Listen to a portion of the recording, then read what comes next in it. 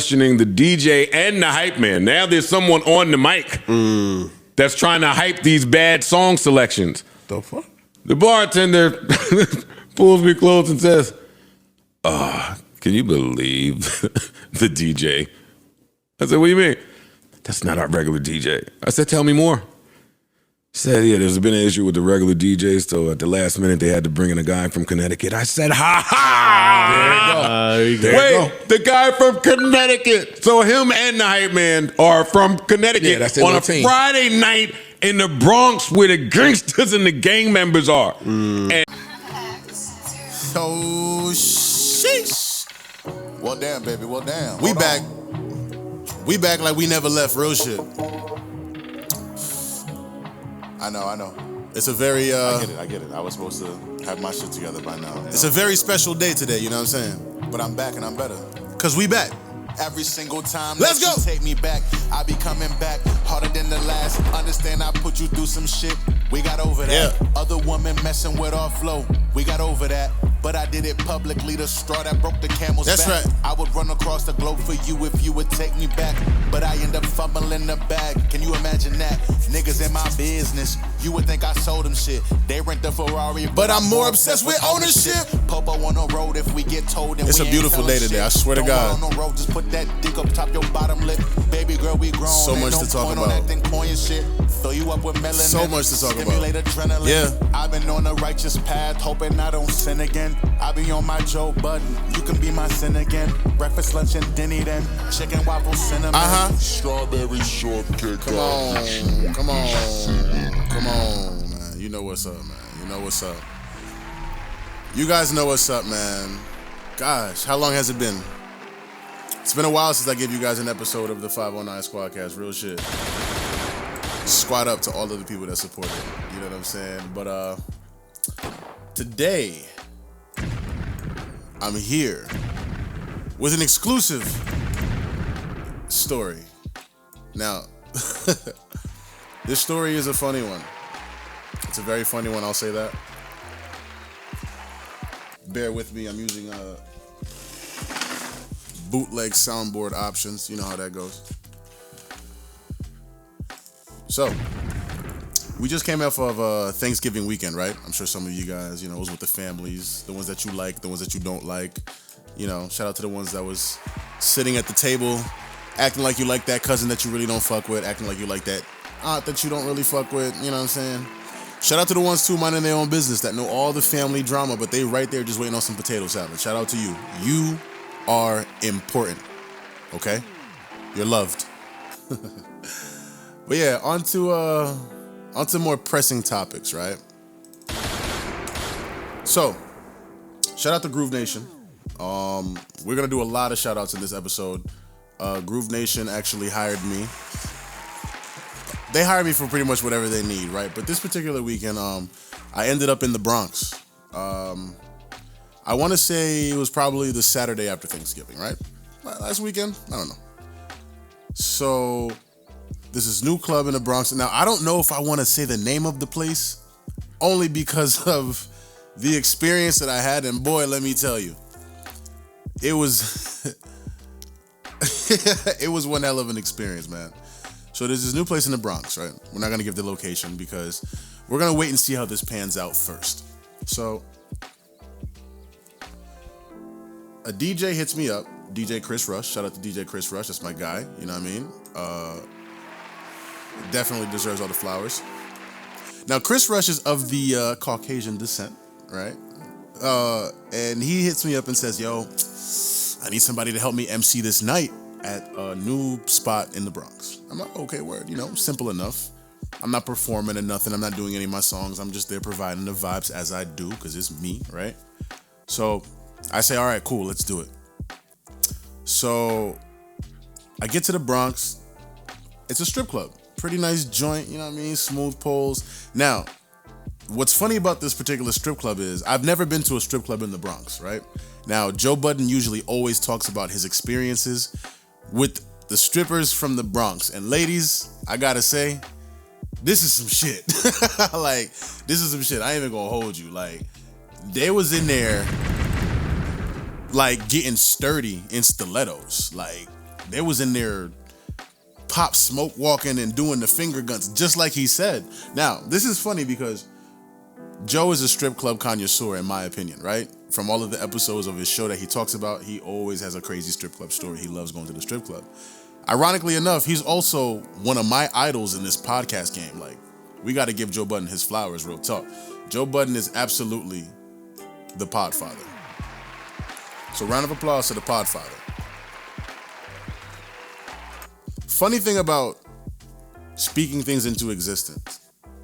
So now that night I pull up, I'm chilling, a couple 509 chains on, regular. I'm on my low shit, because I know New York is a whole nother territory.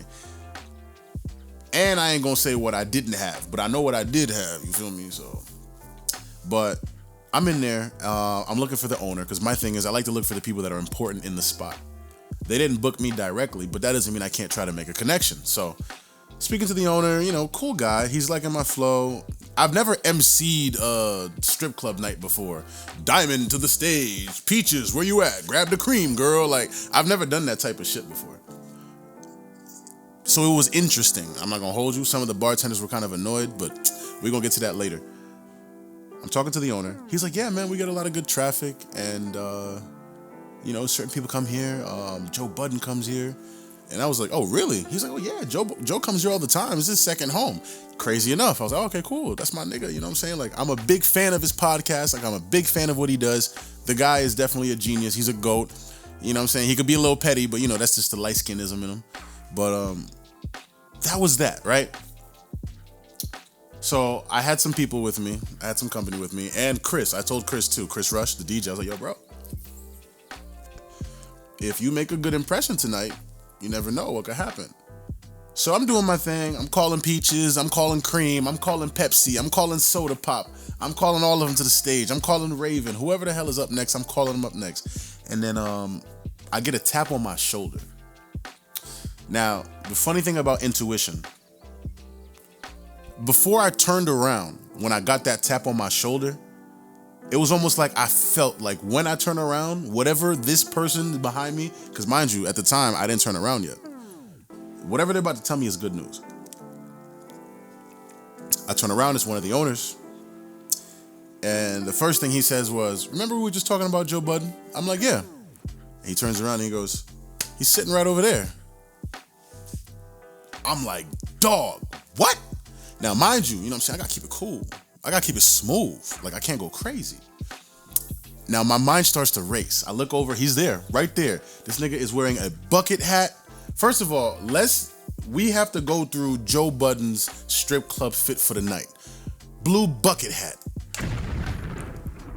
White cream colored hoodie. Sweats. Also cream colored. Yeezy slides. Also cream colored. White socks. This nigga went in. Like, he was there chilling like he was in his living room. So I look over and I see him.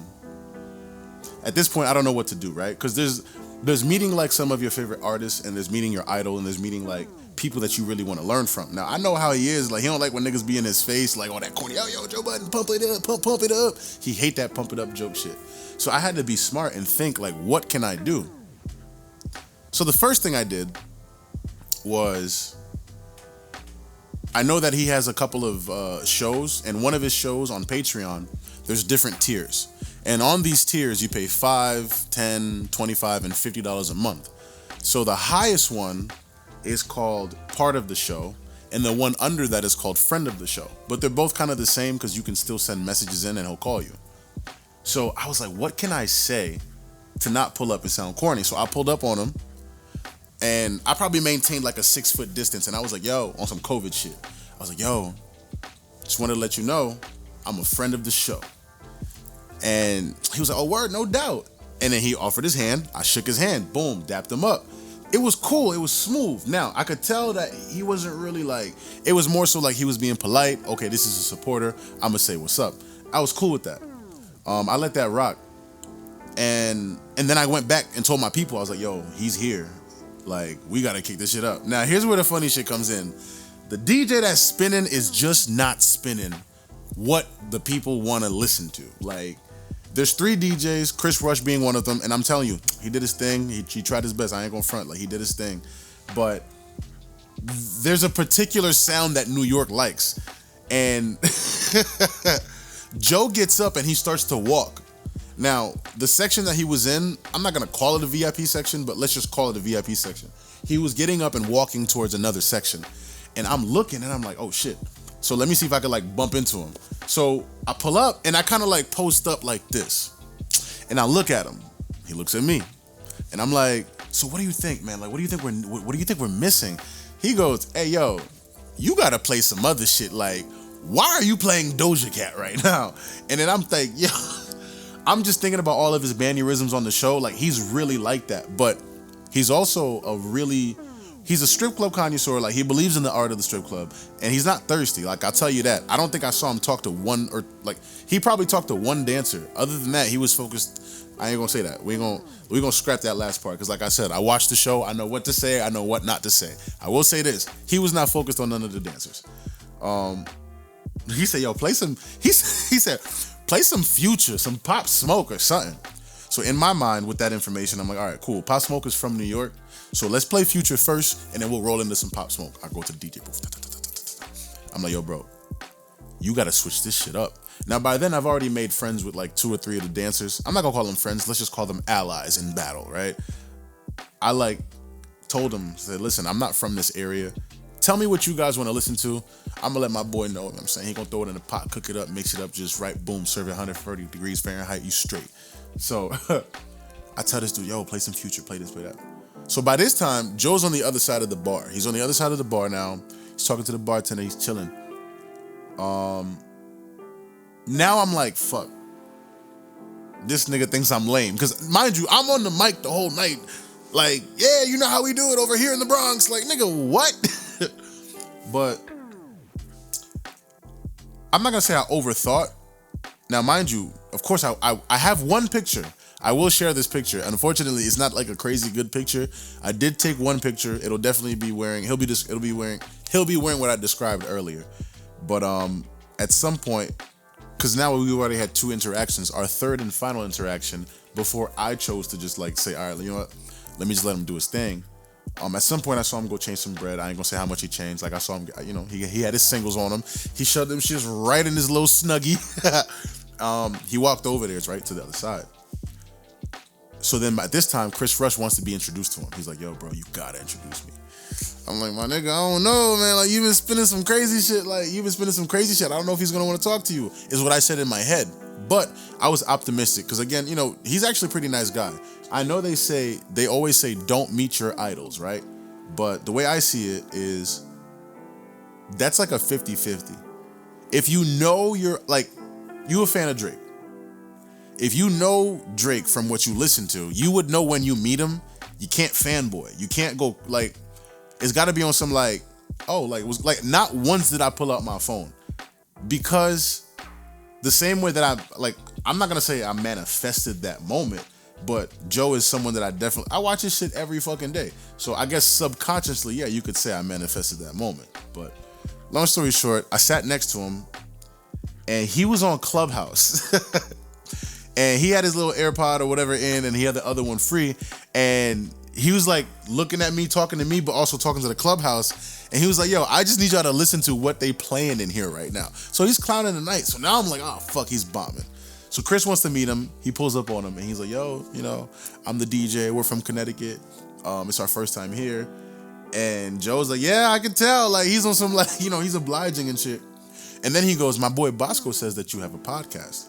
Are you going to make fun of me on your podcast? This nigga Joe looks at him dead in his eyeballs, in his eye sockets. No less ojos. The nigga said, absolutely. And I just started dying. I completely started dying. But that was kind of like a surreal moment because I could have just said, yo, I make music, but I just felt like it was corny. I didn't want to do all that. But after that, I kind of focused back into why I was there. And then I started to mingle with like the bartenders, and I'm talking to the girls that are dancing. I ain't gonna hold you, yo. that nightlife shit is a whole nother territory. One girl, I was like, yo, so, like, what is it like for you on a good night? Oh, on a good night, I can make $1,000. I was like, oh shit, okay, that's decent. On a good night, a rack a night, let's just say you have a good week. That's 7 days a week. That's 7 racks a week. You straight. But their mentality, bro, I'm gonna let you know right now. Don't go to the New York strip club if you're not ready to change a stack. Cause I don't know if I want to word this, if I should put this out. But for the sake of the vibe, whatever I got paid, I actually had to spend some of that in singles to kind of like, I'm like, yo, y'all bombing right now. And I'm not saying y'all bombing, but it's like, you want to see some ass, they want to see some cash. Like, that's pretty much it. But that was just like a pretty wild experience. So shout out to Joe Budden. Shout out to me meeting Joe Budden. Shout out to me being in the first strip club. Now, I do want to visit another strip club out there, but before I do, I'm going to probably visit that place 2 or 3 more times just to build a rapport. I also got some other wild news that they came to my plate. Something happened where, like, they're giving me the list, and then I had to meet the house mom. The house mom's like some old Russian-looking lady, but she speaks Spanish. Like, I don't know, go figure. She was like, if the girls don't want to go on stage, you call me, I handle it. I'm like, okay, bet you got it, mama. You got it. But he was like, yo, this place needs a reality show. And I'm like, it just so happens that I have experience with reality shows. So we talked. I told him what I've done. I told him what I can do. He has. And another thing I'm going to say, shout out to that strip club, because I got to say this. No body shaming whatsoever, right? On my end. However, if there were 30 girls in that club, only 2 of them had work done. Everyone else was some homegrown yams, you know what I mean? Like, yeah. So shout out to that. But yeah, that was my experience. My first experience at a strip club in New York. Don't go over there if you're not, like, ready to pull up with a stack. Straight up. Your little $400 is going to be drink money. Believe me. But I think I did good. I don't know. I might see him again. If so, because I definitely went on the Patreon and commented like, yo, nigga, I met you. You was there. I know you said the music was trash, but I was like, yo, we was still lit. Yeah, so. Yeah, that was it. I pray to God this video is clear, because I'm lit and I had to do some wild shit to get this shit to work. So this shit better look good.